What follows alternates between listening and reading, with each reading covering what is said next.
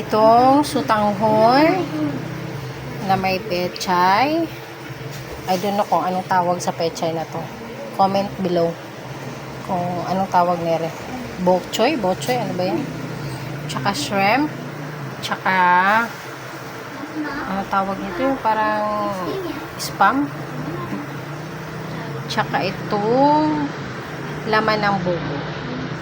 Kimchi at tsaka mais. Tapos nagpakulo ako ng tubig. Ayan, kumulo na. Ilalagay na natin ngayon yung ating ham. O, di ba ni ham? Meat loaf. Beef loaf. Or I don't know. Tawag nito. Yung parang ano. Yung parang ay, tsaka ilagay natin yun dito. Wait lang. Isabaw. Ayan. Ayan.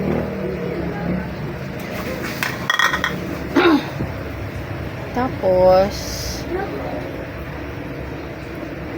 lagay natin si kimchi. Ayan, maraming kimchi. Ayan. Tsaka si buko. Mekos-mekos na yan, guys. Ayan. Ayan. Tapos hayaan lang yan siya kumulo ng kumulo. Ayan. Ayan na siya kumulo. Tapos mamaya ilagay natin itong gulay at saka ito. Ito luto na to. Kaya okay lang. Late yan ilagay. Ayan. Antayin lang natin yan ng mga, siguro mga 3 minutes. Ganyan. Ayan. 3 or 4, mga ganyan. Hanggang sa kumulo yan. Madali lang naman kasi na maluto ng mga yan. Kaya hindi kailangan patagalin. Ayun. Tapos guys, lagyan natin ang ating sutanghon, no? Ayan, lagyan natin ating sutanghon. Ayan. Lunod lang natin. Ayan, sutanghon natin. Ang kulang na lang nito tokwa. Pero dito kasi sa Cebu guys, bihira lang tayo makakahanap dito ng tokwa guys. Mostly, kung gusto mong magtokwa talaga, punta ka sa mga Korean store o Japanese groceries, ganyan. Doon may mga makikita kayong mga tokwa guys. Pero since malayo yon, kalimutan na natin ang tokwa. So, ito na lang. Ayan.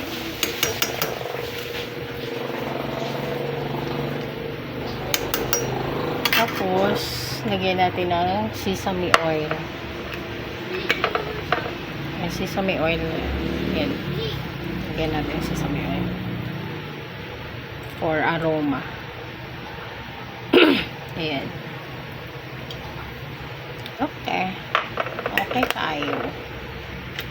At lagyan natin ng paminta. Daming paminta guys. Masarap kasi paminta. Mahilig ako sa paminta.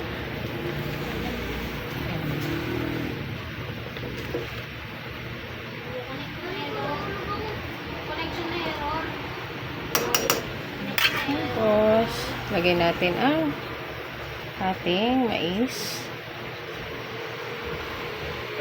Ayan. Tapos syempre lagyan natin ng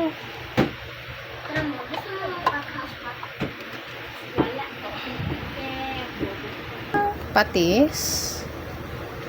Tama lang. Okay. Okay kayo. Ayan. Lagyan natin ng asin. Okay. Okay. Okay. Baka maglasang dagat na to. Ayan.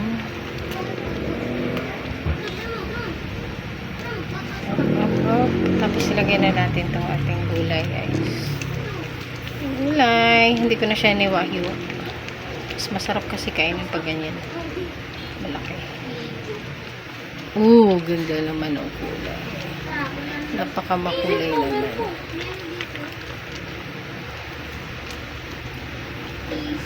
Perfect to. Kasi kakatapos lang ng bagyo.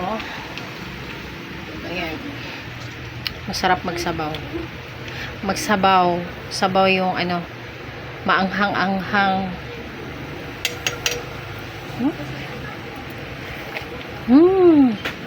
Sobrang sarap. Walang pa yan sa asin. Chuk. Chuk, chuk, chuk.